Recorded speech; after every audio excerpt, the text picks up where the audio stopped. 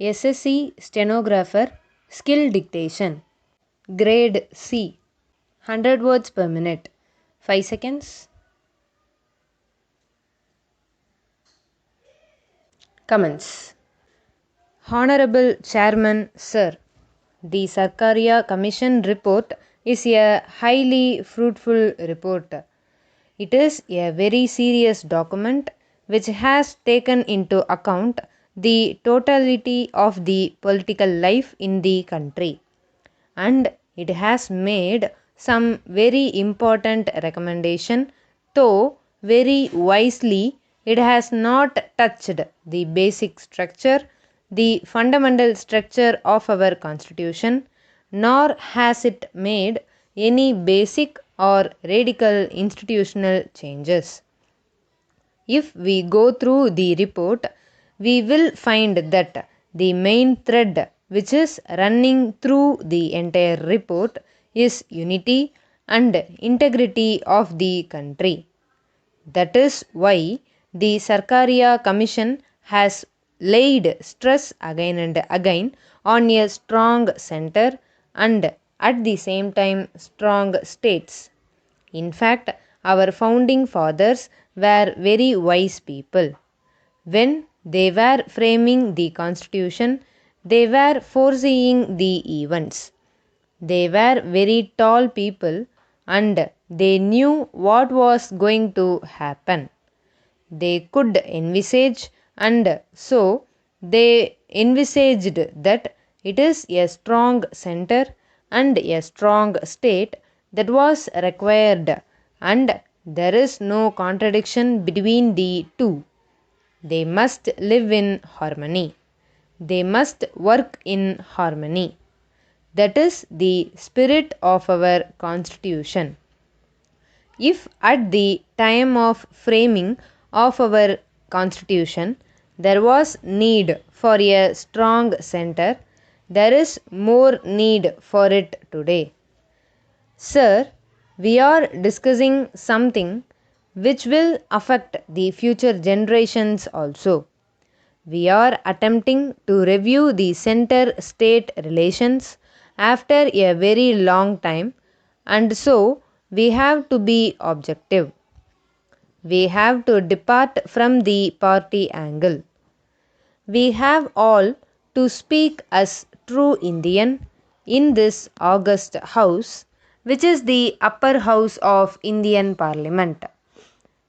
I would say that we must have people of very high caliber. So, if an ex-minister, if a person of a very long experience, if a minister or if a very senior member of parliament is available, we should take advantage of his maturity. There should be no ban on appointing such a person as the governor. Many things have been said about President's rule.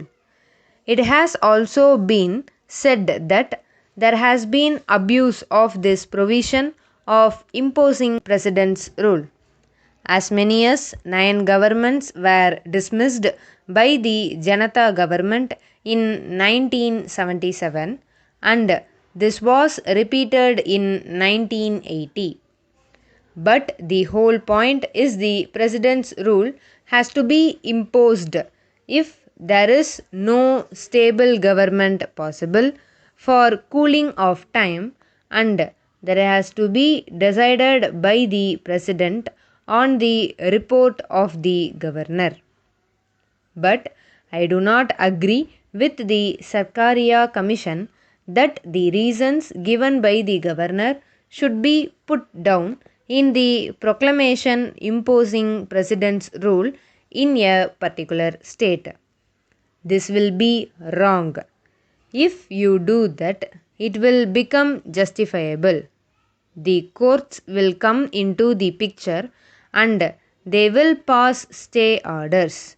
They will go into the reasons, whether the reasons are correct or whether the reasons are justified or not. Therefore, I do not agree with this. Sir, I do not agree with the observations that it is desirable that a politician from the ruling party at the Union is not appointed as governor of a state which is being run by some other party or a combination of other parties. In my opinion, that is not practicable. As I said, that I do expect, but when a person becomes a governor, then he forgets to which political party he belongs. And when he hits on that high pedestal, he must take objective view of the situation. In any case, the commission suggests a constitutional amendment. I would say, do not bind the choice of the center by writing it into the constitution. All these good points must be taken into consideration, and we should have a convention that we will not appoint any person of a low caliber or a person who is not expected to deliver goods. About the All India services, I am surprised at the demand being made in certain quarters.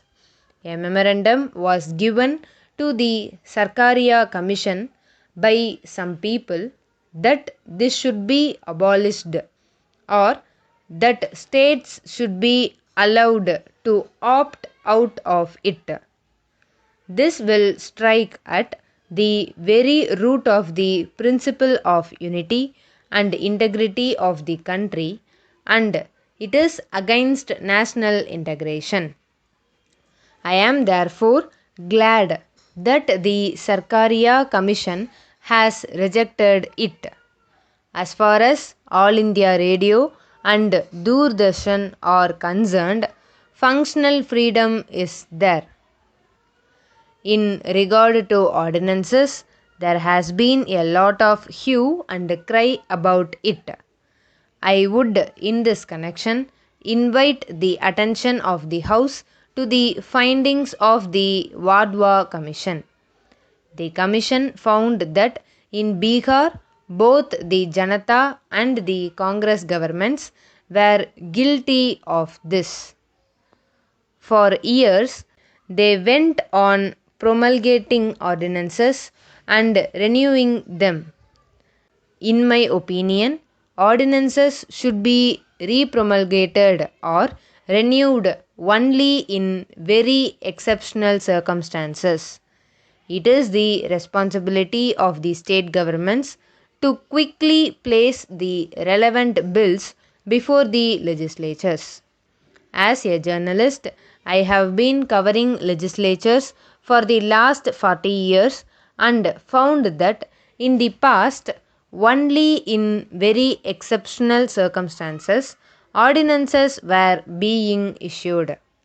But now, unfortunately, it has become a matter of course, it has become a matter of routine. Ordinances are promulgated and they are again and again renewed. Their life is extended. It is a mockery and misuse of the provisions of the Constitution. I am sure the Honorable Minister will look into this and will make it impossible for the state governments to do such a thing. Recourse should be taken to this only in emergencies and in very tight situations. This provision should not be misused. So long as the Planning Commission is concerned, the demand for giving it autonomy or giving it an exalted status, in my opinion, is meaningless. The Planning Commission has functioned very well until some time ago, right from the days of Pandit Jawaharlal Nehru. Sir, at the end, I thank you.